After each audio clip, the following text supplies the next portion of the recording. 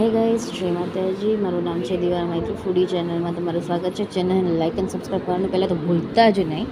અને આજે આવ્યા છીએ આપણે નાટક જોવા. નાટકનું નામ છે મારા મિસિસ ઓનલાઈન છે. જોરદાર નાટક હતું. એમાં એમ કહેવામાં આવે છે કે મિસિસ શું કરી શકે છે. ઇનફેક્ટ જોરદારમાંથી એકદમ જોરદાર કહેવાય ને, કે છોકરાઓ સંભાળવા, હસબન્ડ સંભાળવા, એકદમ જ મસ્ત નાટક હતું. અને આમાં કલાકારોય તે મસ્ત નાટક નિભાવી રહ્યા હતા.